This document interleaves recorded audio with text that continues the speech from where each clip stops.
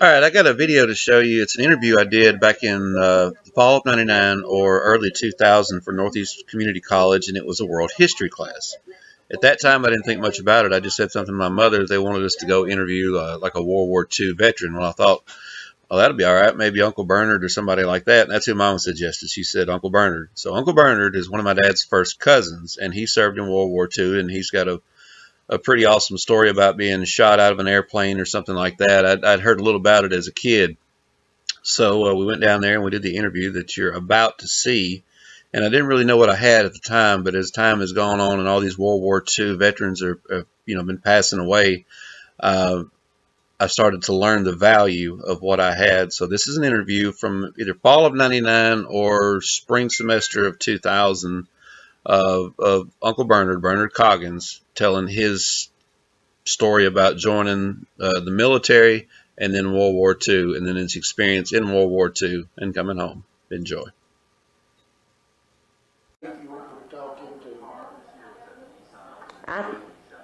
Oh, she's just going to record it all.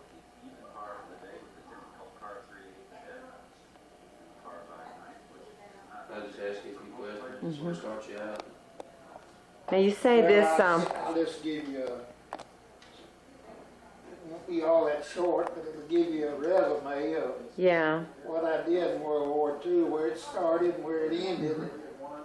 You say this yellow stripe. Now, what's that? Those 5 of them left there. Uh-huh. Each one of them represents 6 months overseas. 5 of them there. Mm-hmm. It's 2.5 years. Actually, it was a little longer than that. You graduated Baldwin in '38. Yeah. What year did you enter the service? September the 26th, 1941. I was in school at Mississippi State. And I went back to school in the fall of '41. And all the kids that I had known were gone. They had left the school and volunteered for the service. Camp Shelby was getting underway in a big way. So I stayed down there about 2 weeks. And I called Mother and told her I was coming home. In the meantime, that spring of that year, the winter of that year, there was the Air Force man came there giving physicals. And I was taking advanced ROTC. And I could go on and graduate. And when I graduated, I'd be a second lieutenant in the infantry. Well, the summer between my junior and my senior year, I went to a summer camp up in North Carolina, or South Carolina. And all I did was clean cosmoline off of rifles. And that's the hardest, nastiest mess I ever got into. So that's when I sort of changed my itinerary and decided I'd go in the Air Force. So you went in voluntarily? Oh yeah. I had already taken the Air Corps physical down in Mississippi State in that winter. I wasn't going to take it because I was in advanced ROTC, and all I had to do was graduate and be commissioned as second lieutenant. Well, after I got through with all that mess up yonder in the infantry, I decided I'd be better off in the Air Force. So anyhow, I came back down to Mississippi State, and like I said, all the kids that I'd known had dropped out of school and going into service. So I called my mother and told her I was coming home. And I didn't even get home yet. And they sent me a draft notice. Report to the draft in Lee County. Yeah. We lived that kind of old big 2-story brick house.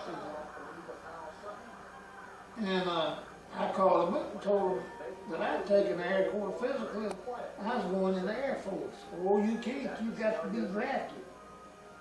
But I was going to report to the Air Force on the 24th of September, and I was supposed to report to the Lee County Draft Board on the 26th of September.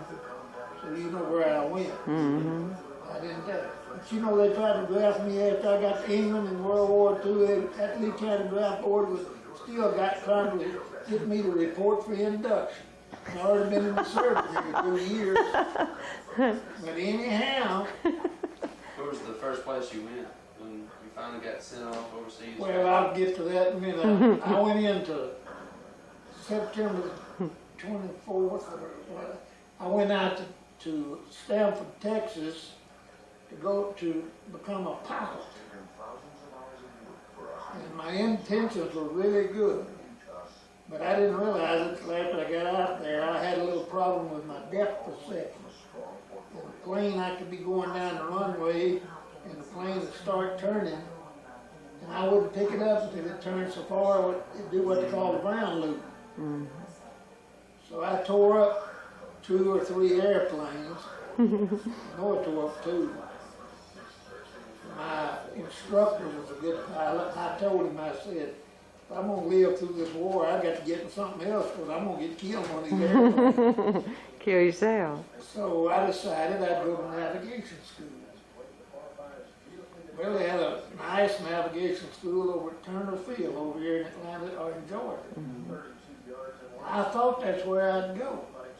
They sent me to Maxwell Field at Montgomery, Alabama. That was sort of a holding place then. It was a big air base and everything there. And that's where I went.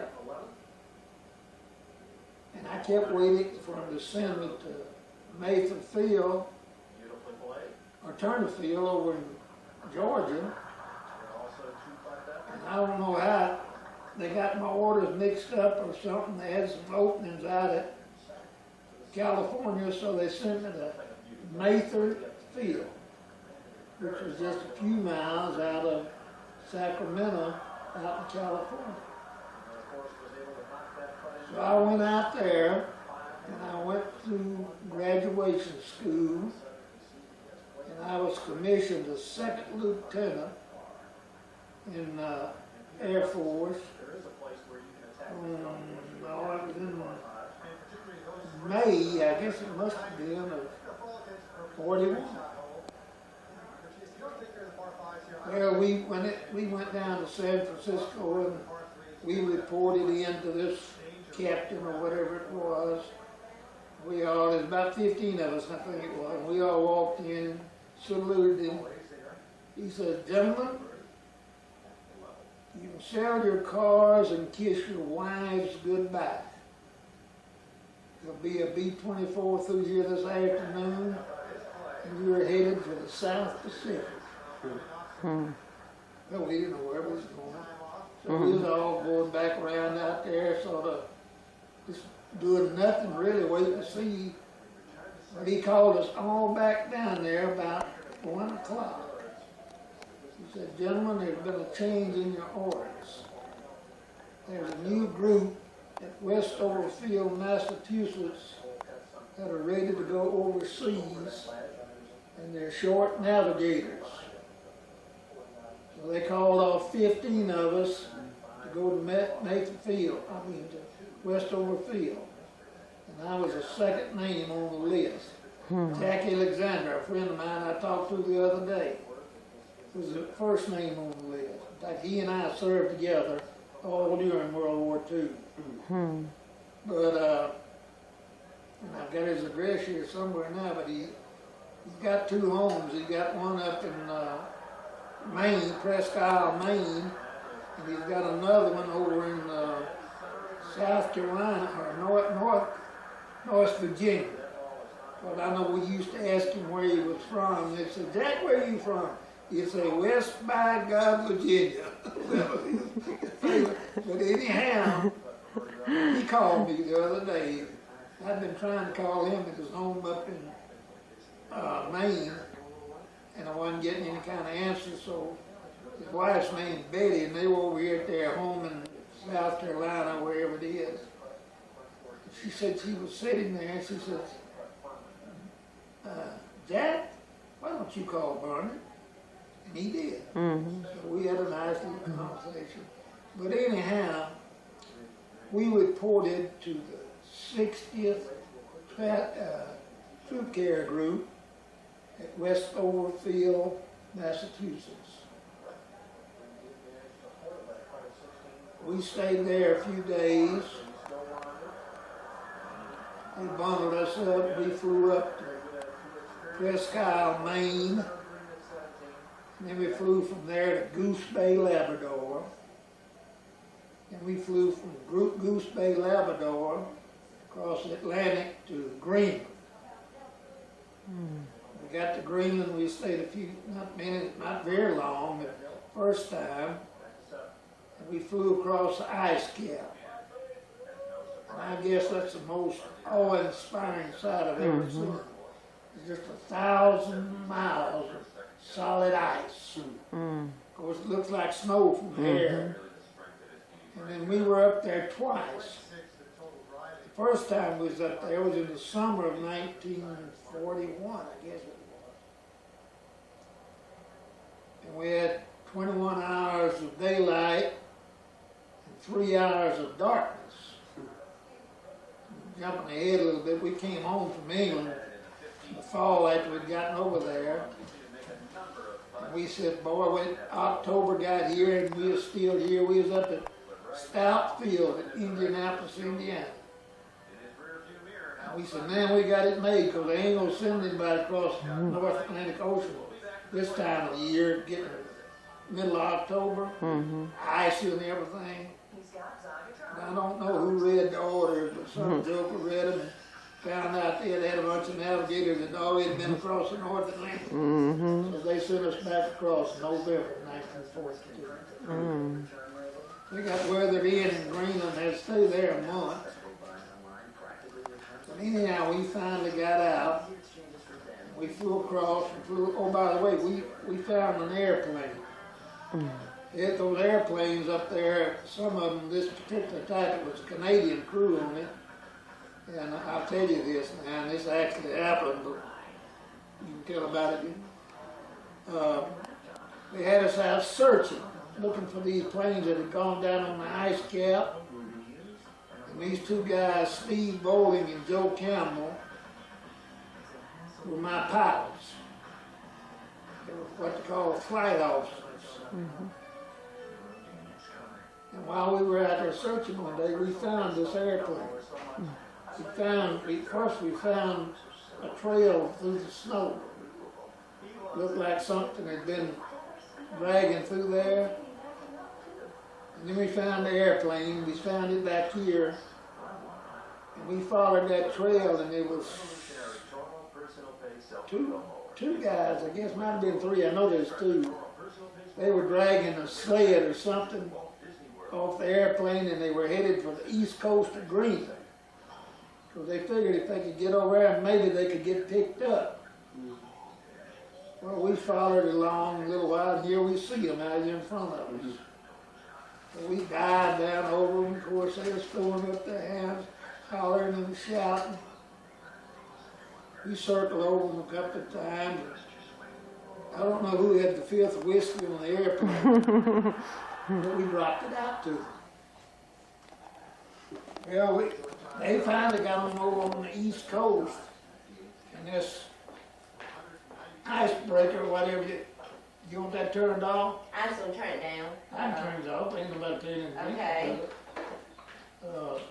I think this thing picks up everything. And they sent one of these icebreaker boats up the east coast of Greenland and picked them up. In the meantime, they picked us up, and we had flown back to our base on the west side of Greenland. We didn't know it at the time, but they found out about us dropping this fifth whiskey. Well, I got into it. I don't know what the guy was. He was some big shot there, I guess. And he was chewing us out pretty good about it. And in the meantime, they had picked up these two guys that were flying this airplane, and they had brought them there. And they were there while they was giving us the going over, and one of them looked at the man and said, "Wait a minute, we didn't drink that whiskey." And the guy said, "Well, what do you mean you didn't drink it? What did you do with it?" This guy said, "We rubbed it on our feet to keep them from freezing." Well, that got us out of that. I don't know whether it's true or not, but asked them to verify it when they was up. But anyhow, we flew on to England. We went from Greenland to Iceland. The name of the place we landed in Iceland is the capital, Reykjavik. We stayed there a day or two, and then we flew from there on to England. And we went to our base in England. It was out of London. And when we first got to England, they wouldn't let you fly on an airplane over there unless you had an English navigator on the plane. Because the balloon barrages that they had up in England to keep these German bombers from coming in, they were not marked on the map. You just had to know where they were. Right. So we flew with English navigators till we got good enough, and they checked us out. Well, they called a bunch of us down. I can tell you the name of the address. Number 1 Grosvenor Square in London, England. They called us down there one day, and most of the activity was going on in North Africa. That's when the mail was doing its to do down there.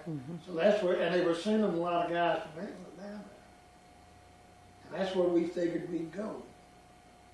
Anyhow, we reported in the number 1 Grosvenor Square there in London. And we saluted, and this guy says,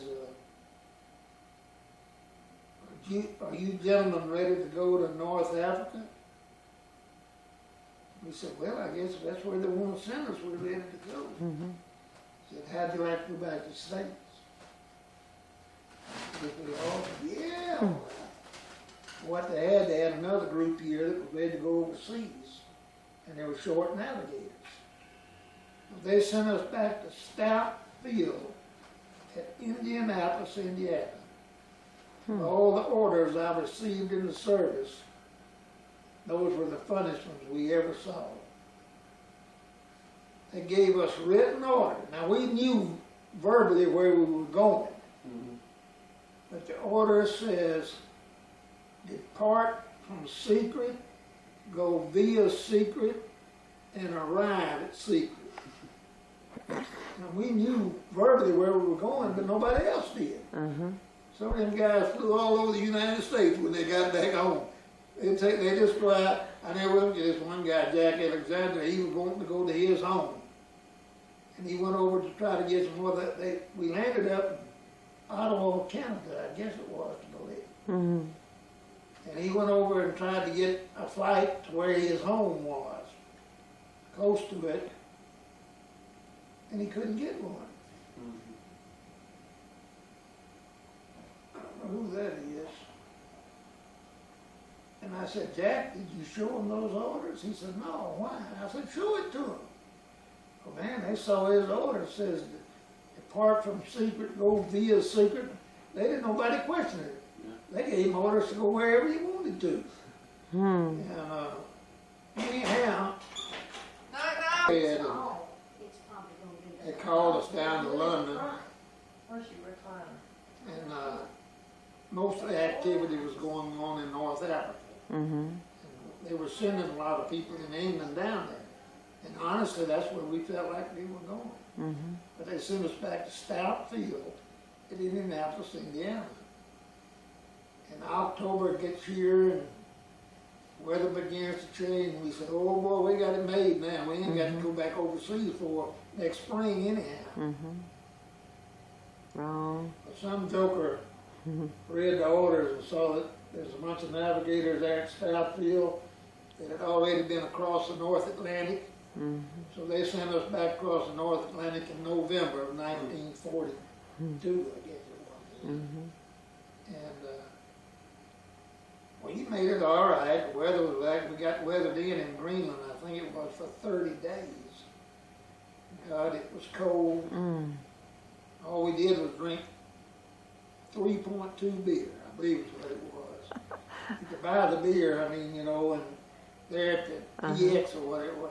And we got, the mess hall was a half a mile from where we were, and it was uphill. And yet, If you got up there, it's pretty good because you could slide down Yeah. the hill coming back. But we just stayed in our barracks there and ate peanuts, drank beer. But anyhow, we finally got back to England again. We went on back, just like we'd gone the first time, across the ice cap, on into Iceland, then on into England. Preston, Scotland is really where we went.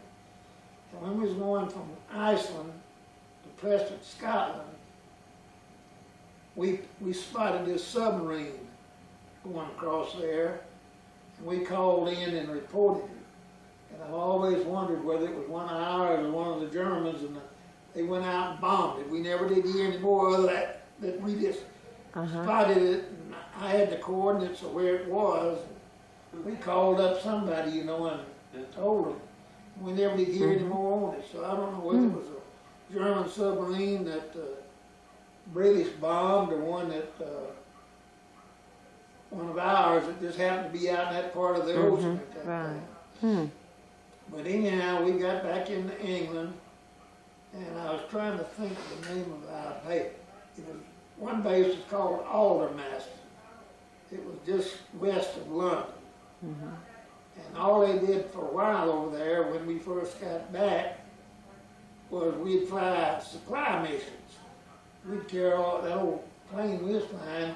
You could load it up with everything, and we'd load it up and carry supplies to different places.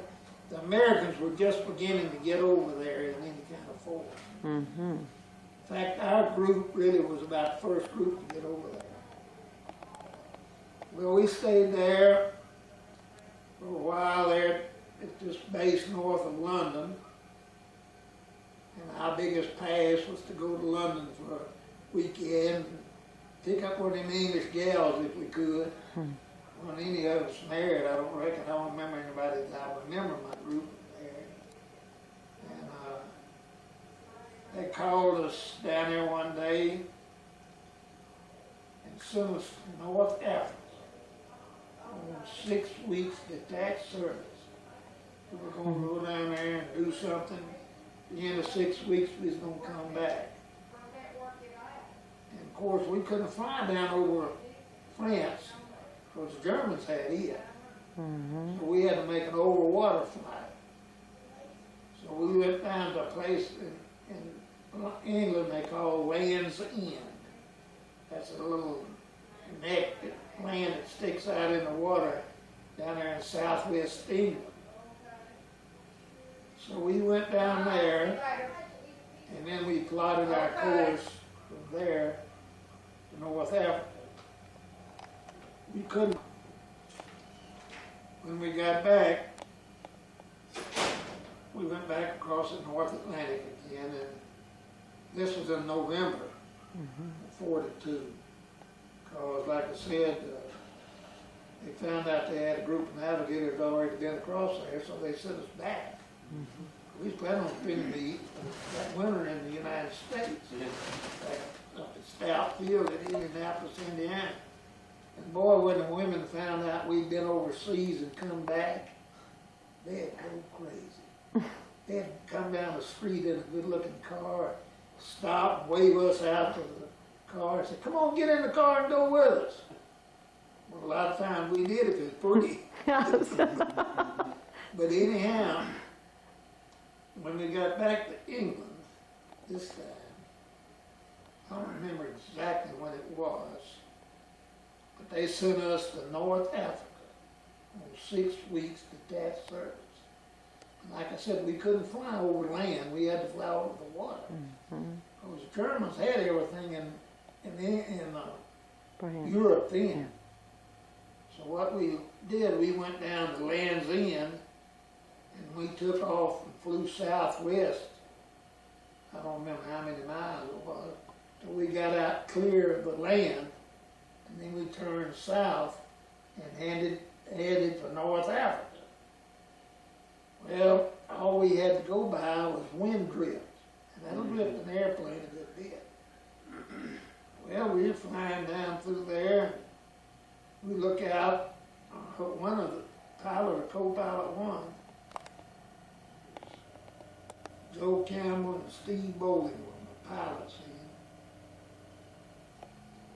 then. And we saw this ship or something going down there, and they hollered at us and said something.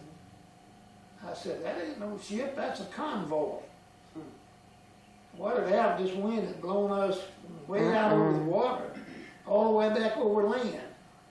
And we were flying down across Spain. I can remember right now, we went in, I said, but fellas, we got to get away from here. I said, we're over enemy territory. So we turned nearly due west and started flying, and finally, the clouds broke. We were flying on top of the clouds, and finally the clouds broke, and I saw this city down here on the water, close to the water, with this river coming out by it. I said, my God, that's Portugal, Portugal. And it was Lisbon, Portugal. That's where we were. I don't know how far inland we'd been, but we'd been in there a long ways. Of course, being a navigator, I took a direct heading from Lisbon to Casablanca. And we flew out over the water then. I mean, we made sure we was out over the water. And we flew down to, I told them, I said, fellas, we're going to intercept the course line for Casablanca here in a minute. And they were sending out signals on the radio. And I said, when you intercept that signal, I think it was the A beam or B beam, I don't remember. I said, when you intercept the A beam, it's in the dent dot was an A and the dash dot was an N, I believe it was. But anyhow, they'd send those out, and you could intercept them on the radio. And whatever the signal was, it was supposed to be coming out from Casablanca. I told the pilot, co-pilot, I said, when you hear that, turn due east.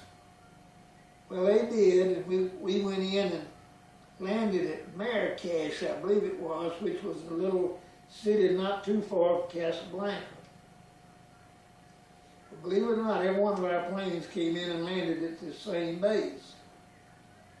And we stayed there, I don't know whether it was 1 or 2 days. I know where they stripped our airplanes, but up where we was going, they was out of supplies and everything. And they stripped our airplanes and loaded us up. We like not got off the runway. We like to run out of runway before we got up enough speed to get the plane off the ground. And then we flew from Casablanca to Algiers. I don't remember whether we made it in 1 day or not. But we got to Algiers, and they sent us to a base about 25 miles from Algiers called Blida, B-L-I-D-A. And we flew out of there for quite a while, hauling supplies and everything to other people. And we were only 25 miles from Algiers, and if you got on the pass to go anywhere, they'd send a bus to Algiers 2 or 3 nights a week, you know, and they'd take the load over there. But we stayed there a while. I think we stayed a long while. And I don't remember how I came to get a trip to Cairo, Egypt. One of the ranking officers said something about getting navigated over there, and I told him, I'll take you over there. So we did. We went to Cairo. And it was some kind of thing. Boy, it wasn't in the war, you see. It was open. All the other towns we'd been in had been closed out and sealed out. And here's everything, good-looking women running up down the streets, and everything else. So we stayed down there until we were supposed to turn about around and go back to our home base, which is 700 or 800 miles, or maybe longer than that now, I can't remember the difference, from where we were. So we radioed back, and we were having engine trouble, and we was going to have to stay there till we could find some spark plugs that the to, replace the spark plugs in the engines. Well, that worked out so good that we radioed a day or two later and told we hadn't been able to find any spark plugs, and we just had to stay there till we got some. Well, one of our commanding officers got a little leery of this message we were sending back, so we go down the flight line one morning, and there he is. He's flown down there. Heck, it was at least 800 miles. He said, Can spark plug y'all been radio? able to get that airplane cranked? Also, we haven't been able to find any spark plugs. He says, come out here, gentlemen. We walked out there to where our plane was parked, and there's a great big metal building right there by it. He says, come here, I want to show you something. He went up there and opened that door, and if there was one spark plug in there, there's 2 million. I ain't never seen that many spark plugs. We've been lying for 3 days down there, get to stay a little longer. But anyhow, we wound up eventually going back to our home base there at Algiers. And then, I don't remember the dates or anything, that's when they invaded Sicily. And we were involved in the Sicilian invasion. And we got on Sicily, and that's where I met General Patton then. Oh, He really? was Major General, I guess he was. We flew him from a base there in southern Sicily up to Palermo. And I'll never forget this. Of course, I was a second lieutenant. I mean, all of us were, right? And we landed up and picked up General Patton at a base there in southern Sicily and flew him up to Palermo. Well, when we got to Palermo, we landed there about 10 o'clock in the morning, I guess it was. And he'd already told us, now, gentlemen, I'm going to be taking off at 1:15. And I want you at that airplane ready to take off when I get there. Of course, we'd already said to ourselves, we ain't going to mess him up, we'll be there.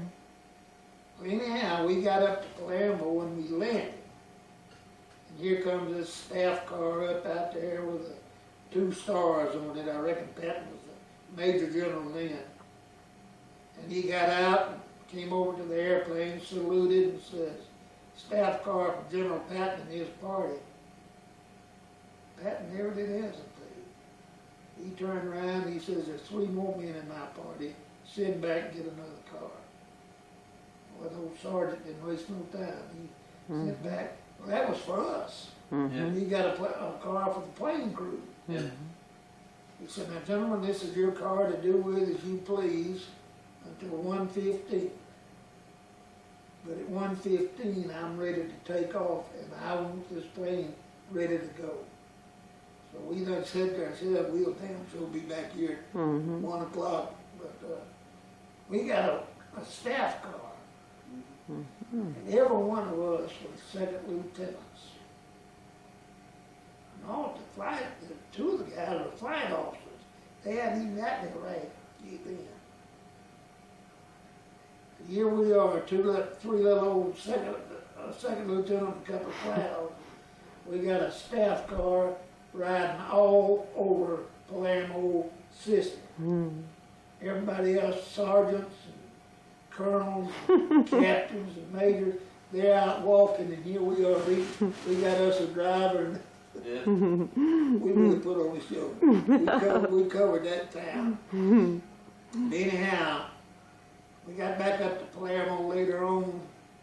We flew across northern Sicily and invaded Italy.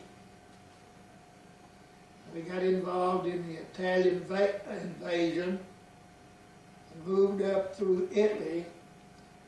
They captured Rome, and we got Rome. We went over on the other side of Italy, this place called Bari, B-A-R-I, Bari, Italy. And we pretty much did what we wanted to do.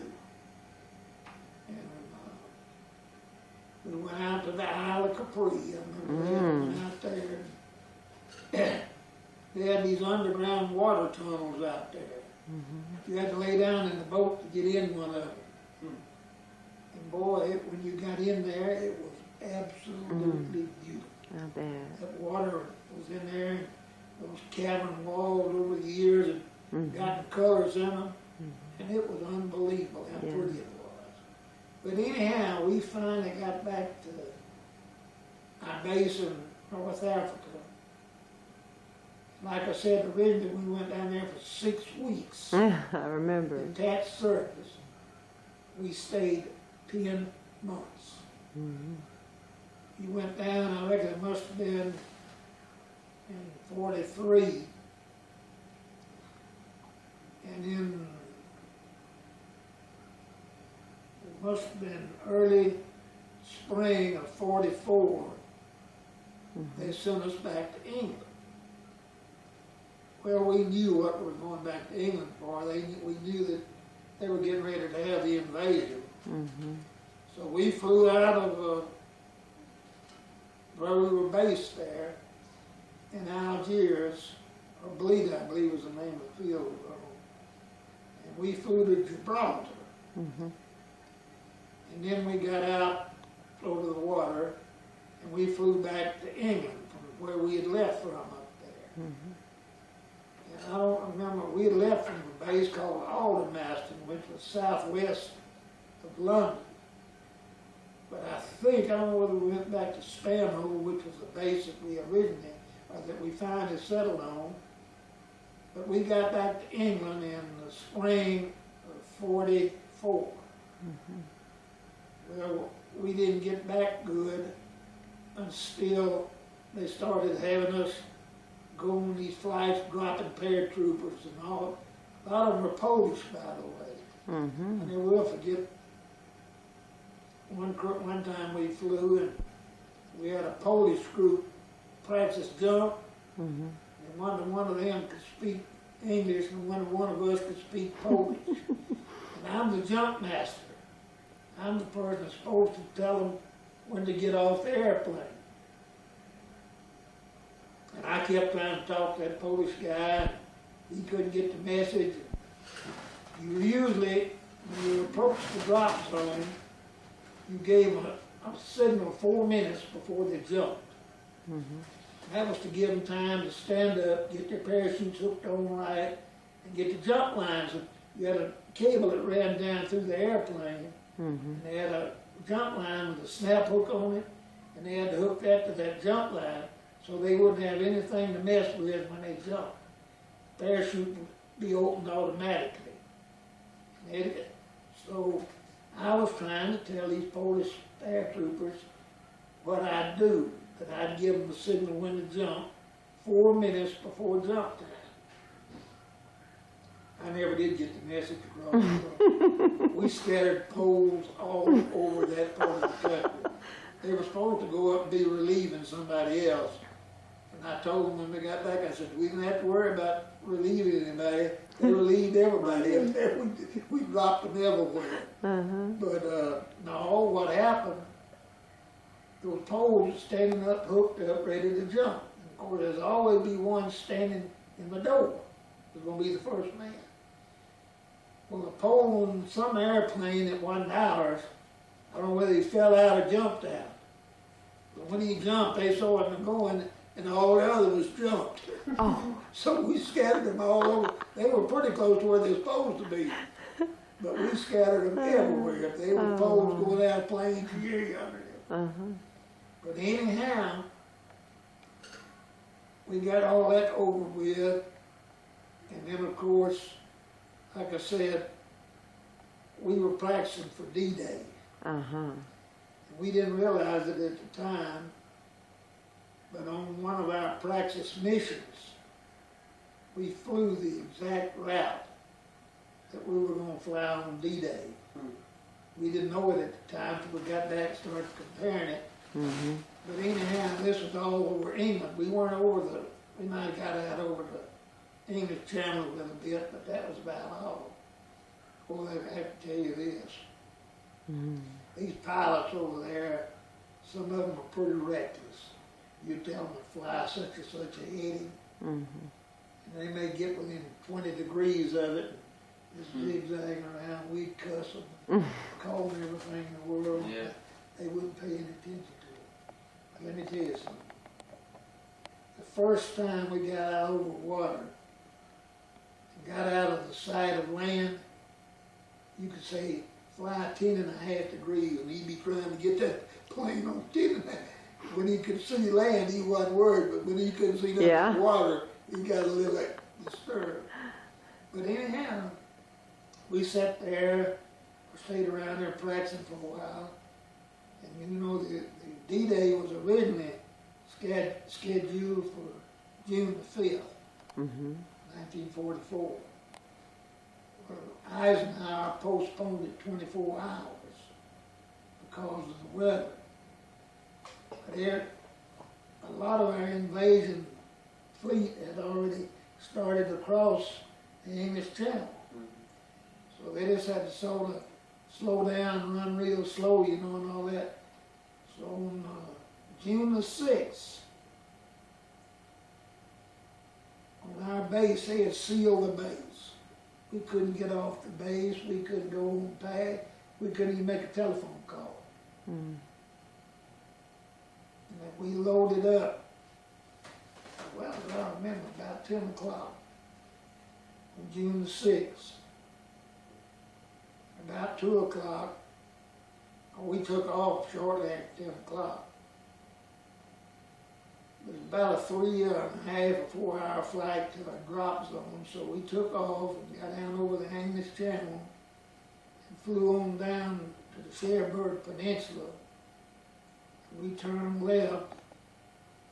We met an airplane here and an airplane there, going back from the way we'd come. And the first thing we thought about was, my God, do you reckon that's all that's coming back? See, we had 48 airplanes. 47, we lost one before we got off the ground. And we had 48 airplanes. We had 5 flights of 9 planes each. And then the lead flight had 3 planes in it. And on this particular mission, I was flying deputy lead. I was on the left wing of the first 3 airplanes. Boy that lives, I reckon he's still up living out. His name's Amos B. Shattuck. He was our group leader going in. But finally we got out over the Irish Sea and whatever it was, we was there. We went down, we made a 90-degree turn to the left, and we flew onto the Cherbourg Peninsula. But see, this was still in German hands. We got a plane or two shot up, but we didn't get any planes shot down on that particular mission. But we were dropping at a little town called Saint Mare of Glees. It was a Saint, M-E-R-E, and E-G-L-I-S-C, on the Cherbourg Peninsula. And we'd had these pathfinders to go in ahead of us and mark the drop zone so we'd know where to drop the paratroopers. And they wouldn't get scared us to begin with. As we got there to go in, we saw an airplane here, airplane going back the way we'd come from. And one of the guys looked up and said, "You reckon that's all that's coming back?" He was thinking it was a group like that instead of the pathfinder. But anyhow, we went on across the Cherbourg Peninsula and we dropped the paratroopers where we were supposed to. By the way, that was the last night drop in the European theater during World War II. So many planes got lost and dropped the paratroopers everywhere. And the paratroopers, it actually worked out pretty good. They got scattered so bad they was capturing folks that they didn't even know was down there. But that was the last night drop we had over there in Europe in World War II. So we finally got our paratroopers out. We crossed Cherbourg Peninsula and we got out over the English Channel. And we turned and went back to England. And then we got into every kind of mess, I won't say mess, but they had us hauling supplies and everything else. And you can believe this, after we invaded, after the invasions got in on Omaha and Utah beaches and established some areas there.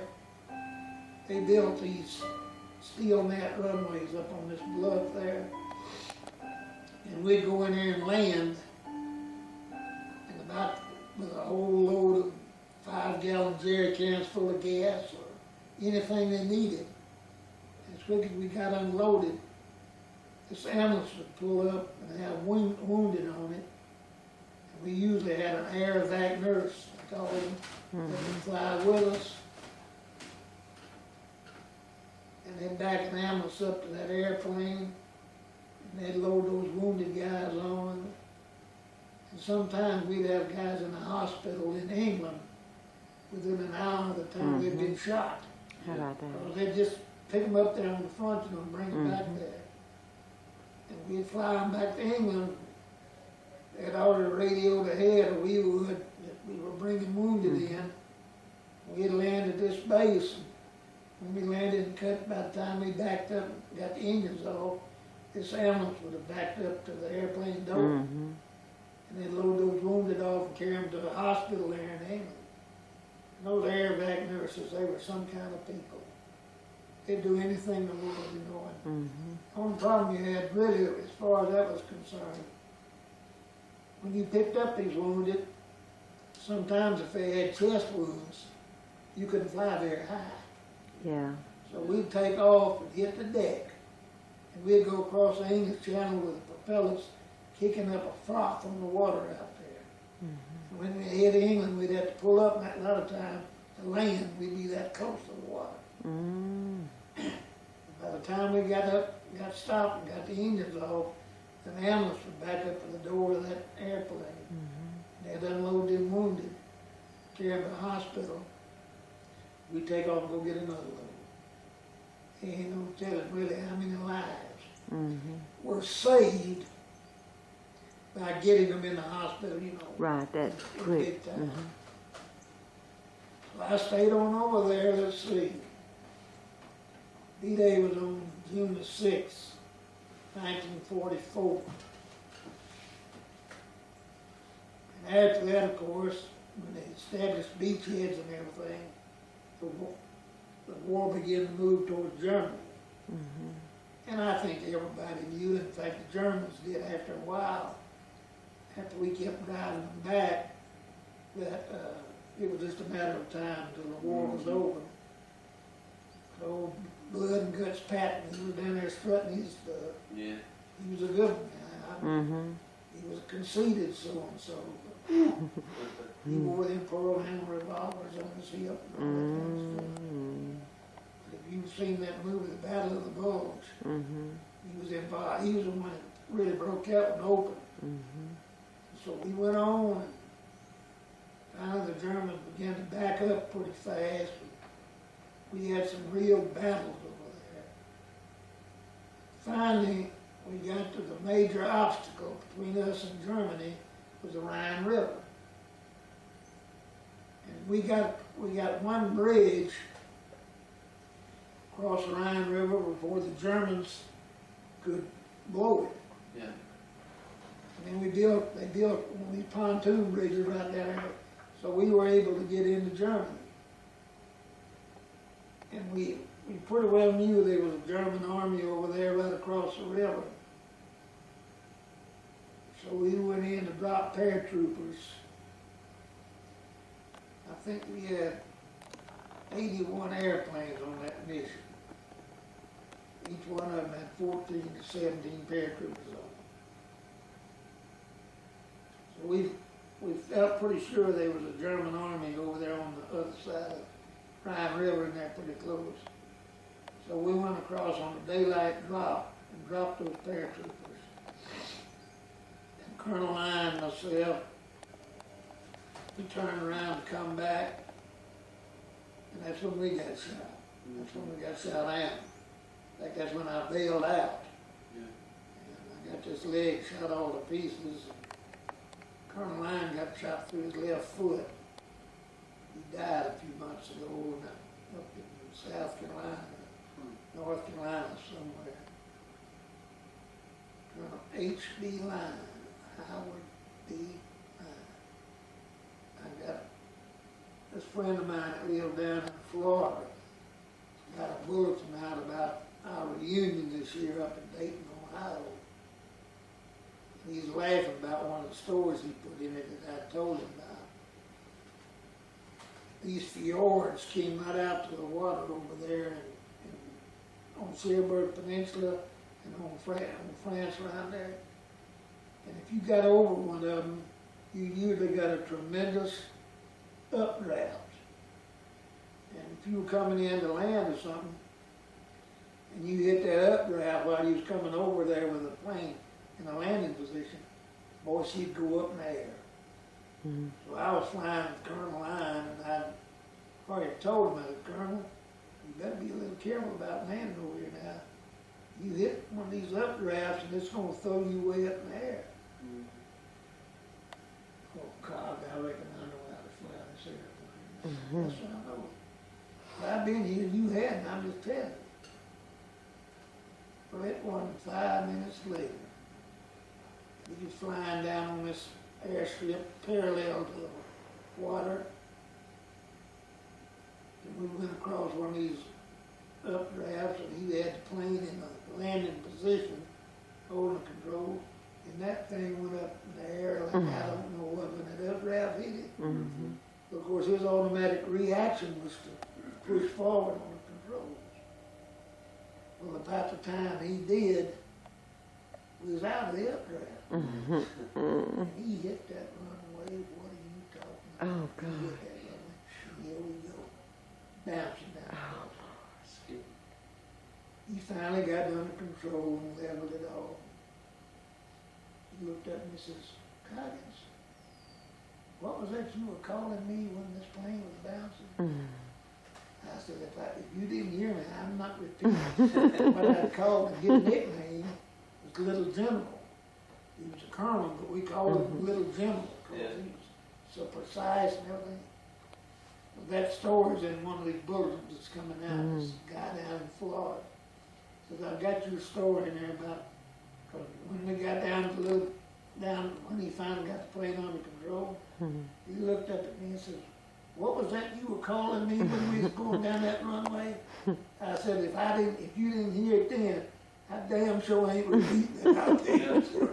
But they still tease me about him. That was his nickname. He was one of these real precise type people, everything. And that was his nickname, Little General. But I wasn't going to tell him that's what I was calling. Well, that's just about the way it went. Mm-hmm. When you were shot down, what happened? Well, to begin with, we got shot up on the plane pretty bad. Mm-hmm. And Colonel Line, the pilot, got shot through his left foot. Captain Parsons, the co-pilot, got his left hand shot off right across there. And later had to have it taken off at the wrist. And I had gotten this leg shot up pretty bad, the left leg. Well, I didn't know what happened to the colonel when the big shell hit us. The nose of the plane just turned red. Mm-hmm. My first thought was, this is the way you feel when you get killed. Mm-hmm. Well, I hit back in the radio compartment, and I said, I'm not dead. But all I could think about was that co-pilot, the pilot was, he was blown out of my arms, and I didn't know what happened to him till I saw him in the hospital later on. But the co-pilot was up there by himself, and he was really closer to this big shell that hit the nose of the airplane than I was. And the whole plane, the nose of it turned red. And it blew me back there into the radio compartment where the radio operator and crew chief sat. I didn't know it, but they had already jumped. So I got up, and all I could see was this Captain Parsons, co-pilot, slumping forward over the controls and the plane nosing in. So I was trying to get back to the cockpit. We had a steel cable that went through the plane. I got a hold of that steel cable and I walked back up there. Carl was sort of out of it. But I reached in, we couldn't have been over 200 feet off the ground. And I just reached in and grabbed all the controls over where the pilot had been. I just reached in and grabbed all the controls and pulled the yoke back. Of course, when I did, he would go. And I held the plane in that position till it began to shudder. I was going to stall out. Yeah. And when it did, I pushed the yoke forward and leveled off. Captain Parsons came out of it about that time. He says, "What do you think we ought to do?" I said, "Carl, I don't know what you're going to do, but I'm fixing to get the hell off this airplane." He said, "Well, you go on back there, and when I feel you jump, I'll get up and jump." And see, I didn't even have a parachute on it this time. I had this flat suit on that had these metal strips in it. But Carl had one of these seat chutes on with the parachute. So I said, he says, "When I feel you jump, I'll jump. I'll come back and jump." So I went back into the main part of the airplane, found the parachute. I finally got it hooked on. I had my jump harness on, but I had this flat suit on. I had to get it off. Oh, God. So I found and hooked the parachute on it. And I crawled on back to the door, and this other navigator, Johnny Burroughs, was sitting up in the door. And I said, "Jump, Johnny, jump." And his eyes about that big around. He's scared to death. I guess I was too. So he looked out the door and looked down, and I kicked him out the door. So he jumped where he meant to or not. And after he jumped, and I crawled up the door, pulled myself out, counted 5, and pulled the ripcord. I was afraid for a minute there, the parachute didn't open. And then I looked up, and it was the biggest, prettiest white balloon knee you ever saw. Well, I'm drifting now. And I hear something going. About that time, this right leg flew all the way up over my head. It shot me through the calf of the right leg on the way down. And I said, "Oh my goodness, gone to all this trouble to get off this airplane.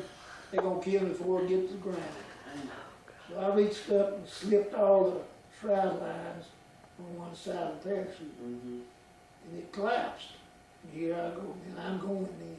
And I'm looking behind me trying to figure out where I might hit. And see this bunch of trees, and I said, "Well, if I can hit them trees, maybe I can hang up and won't have to hit the ground." I knew this leg's shot all to pieces. I wasn't sure about this because I'd already been shot through it. But anyhow, them trees weren't as high as I thought they was. That parachute, fully extended, was taller than them trees were. So I went through them trees and I hit that ground, what do you call it now? Block. And I hit laying out, so laying out. And then about, not much further near that pasture fields out there was a German gun emplacement. I don't know whether the one that shot us down or not, but they had their guns set up at the edge of these woods, and they were shooting at all the airplanes. And so there must have been 2,000 airplanes up there, and every one of them was ours. Well, I lay there on the ground, and I thought of half a dozen different things. I said, "Well, maybe I can pull up this leaf mold and cover myself up." Several of them, the Germans weren't any further from here to the street from me. But they were making so much noise with their anti-aircraft gun that they hadn't heard me come in, and I'm laying there. Well, I felt like I was getting weaker. And I looked down, the stream of blood just pouring out of that left leg. I was digging my little finger. And I said, "Well, one of two things. Lay here and bleed to death and call them Germans and get shot. And you was going to bleed to death. I didn't get that blood stopped." So I hollered real loud. One of them Germans jumped that eye up there and came running over there. Stuffed the gun right there. And I eased my hand up, moved that gun over. I thought to myself, if he's scared as I am, that thing may go off after this. I'd tell it that loud. Yeah. Not too funny. But anyhow, these Germans The Allies were crossing the Rhine River. It wasn't any fun near the highway. We could hear them coming and shooting and everything, and so these Germans decided the best thing they could do was get out of there. So they packed up all their belongings, and I don't know where they got a stretcher from. They put me on the stretcher. And I said, why don't you, I was talking to them, I said, why don't y'all just leave me here? The Allies, no, I don't know whether they got a certain reward for capturing a prisoner or not. They loaded me on the stretcher, took me back through the woods there to a little field road. This wagon came up the road. There were dead Germans laying everywhere. Our Air Force had strafed them and killed them. And we go by one of them, this guy, make a throat cut motion to me. I know we got back there and got on that wagon. They started moving us off down through the woods. This other navigator, Johnny Burris, they'd got him. He'd broken his leg when he hit the ground. And I didn't find out about Colonel Lyons till I was in a aid hospital later on. I saw this guy laying on the stretcher over there, and I said, man, that looks like my colonel. And I went over there, and sure enough, that was him. He was living off the base, and that was after I got back to England. He was living off the base, his wife, Mary Jane. And he'd come in every so often to get his dressing changed. And he just happened to come in the day when I was in there, they were doing something to my leg. And I looked over there, I said, darn, that looks like somebody I know. And I got him to roll me over there. It was Colonel Lyons. I said, hey, HB. You know, he never mentioned getting shot down to me. He never mentioned me pulling the airplane up and giving him a chance to jump or anything. But later on, up in, they lived up in New Jersey. And I don't know what I was doing up there. I went up through there for something. They were going from one hospital to another. And he lived off the base. He had rented a home there off the base. And he would come in every so often to get his dressing checked. And I happened to run into him while he was in there. So of course nothing would do was need his family. His wife's name, they're both dead now by the way. His wife's name was Mary Jane, and she was a pretty one. And he had me come up to his house, and I don't remember how I got up there. I might have driven my own car by then. I bought an old Packard down here in Baldwin and carried it up there with me. But anyhow, as I said, he never mentioned to me about being shot down or pulling the plane up or anything else. But when we got there, I was getting up, walking up towards the steps. I don't remember whether I was on crutches or what, but anyhow, Mary Jane came down the steps and put her arms around me. She was a pretty woman, I remember that. And she hugged me, and she kissed me on the cheek, and she leaned over and says, thank you for saving my husband's life. That's the only time I ever heard it mentioned. That's what she says, is thank you for saving my husband's life. So he and I went deep sea fishing and things like that. We weren't too far from the Atlantic Ocean. And anyhow, the boy said that's about the way it went. Yeah. When, after you were captured, how long was it before the war was over, or was that when you were released, or? No, I got released. I was shot down on Saturday morning, or Saturday, about, I don't know what time it was, but it was on Saturday. And the same paratroopers that we had dropped, not the ones that were on my airplane, captured the German hospital I was in the following Friday night. Okay. And got me liberated. All right, good. Come on, say. Quick Yeah, as they, I'm just they getting captured him. this hospital, there were a bunch of wounded there, Americans, English, Canadians, all allies, and a bunch of Germans. But as quick as they realized they had a bunch of wounded Allies there. Mm-hmm. They radioed back, and these ambulances came up there and picked us up and moved us back to Brussels, Belgium. Mm-hmm. And they put me in what they called a traveling cast. I just remember that when I asked them what they were doing, that's what they told me. Said, we're putting you in a traveling cast. And they moved us back to Brussels, Belgium, and put us on an airplane, flew us across the English Channel. 192nd General Hospital in England. And I stayed there. That was in spring, let's see. I believe we're up to 45. And let's see. Well, would that would have been, still been in 44, wouldn't it? Yeah, it was June the 6th, 1944 was when the invasion was. Uh-huh. But after that, it was over in we dropped all those paratroopers across the Rhine River. It was in March of 45, I guess it was. And we got back to England, and we stayed there for, I don't remember how long. And they put us on a train and sent us up to Preston, Scotland. Mm-hmm. Put us on a B-24. They flew us back to Ottawa, Canada, I believe it was. But anyhow, I know we went by. I was on the plane, and of course I was a navigator. And I realized after we had been flying a little bit that one of the engines on the plane was acting up pretty bad. Of course, it was a 4-engine airplane. But there's another navigator on that was actually the navigator on the airplane. He came by. I said, what's the matter with the airplane? He goes, no, there's nothing the matter with it. I said, well, you don't have to shoot me that kind of deal. I've been flying over here in planes for 2 years now. And I know there's something. He said, we got one engine that's acting up. Well, here I am thinking about this thing. Of course, I wasn't really thinking about 4 engines. Yeah. Because all the planes I've flown on only had 2. Yeah. But anyhow, they landed at Reykjavik, Iceland. Got the engine repaired, and we flew on across to Canada. Mm-hmm.